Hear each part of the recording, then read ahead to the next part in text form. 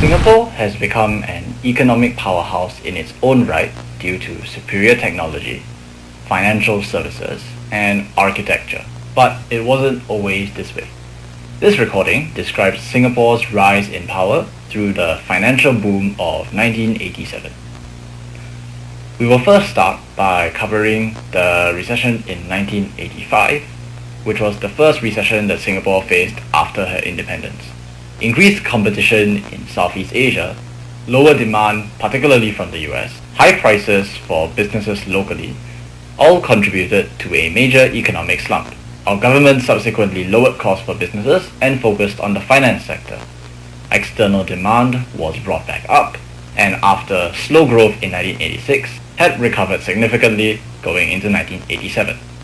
In the early hours of the 28th of May, all of Singapore and a small part of Malaysia, up to Larkin, experienced a rapid change in surroundings, and based on evidence such as manufacturing data products and building blueprints, it seems what appeared was a more advanced version of what had already existed. This event is commonly referred to as the fast-forward phenomenon. Due to the scale of this event, the government closed Singapore's borders for a time and organized meetings with the United Nations with a final decision that the respective countries would keep their assets, although the US, under President Ronald Reagan, wished to help with the allocation of said objects.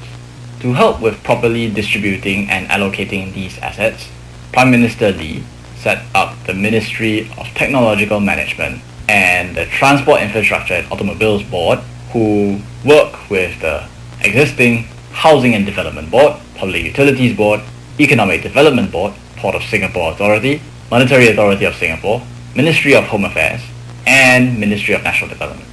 Once the groundwork was laid, we got back to focusing on the most demands, those being trading and financial services.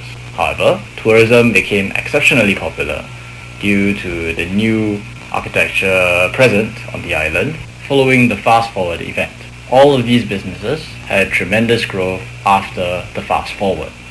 As for how much Singapore has benefited from this, the first half of 1987 was already good, with Singapore having a gross domestic product of around 18 billion Singapore dollars. Manufacturing was the most significant, taking 25% of the total GDP, with financial services not far behind at 16%. The statistics are rather amazing considering the recession that Singapore had just come out of, but they pale in comparison to what Singapore would later experience in the second half of 1987. After laying the foundation, Singapore's GDP for the second half vastly improved to 30.5 billion Singapore dollars. Manufacturing was once again in the lead with 20.7% of the total GDP, and financial services once again not far behind at 19.7%. Although most of this phenomenon was of big help to Singapore, there were many cons, like the well-known disappearance of almost all slums, kampongs, etc. in Singapore, known as the paradigm shift, or worse yet, the death of many in Marsiling Estate and Mandai Quarry, known as the Mandai Marsiling Massacre.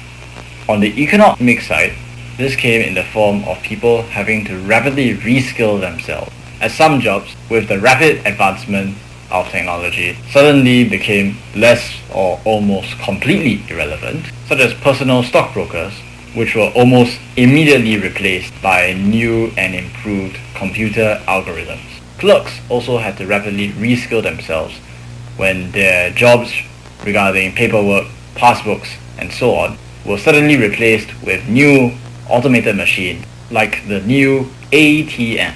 Despite the rocky start, Singapore's already low 3% unemployment rate became 0.95% in less than a year. Right now, Singapore is cautious on who it lends its resources to. It is slowly expanding trade and sharing knowledge on these newfound technology with its allies like the US, Japan, West Germany, France, and the UK. With the new architecture, Singapore is also planning to lean more into tourism as a major source of revenue. Singapore stood at a crossroads. Now it stands here again, surrounded by potential allies and enemies, all clamoring for a piece of the new tech pie. Its neutral stance has been shattered, but its sudden windfall gives it yet more opportunity. Not even Prime Minister knows what will happen next. It is all in Singapore's hands.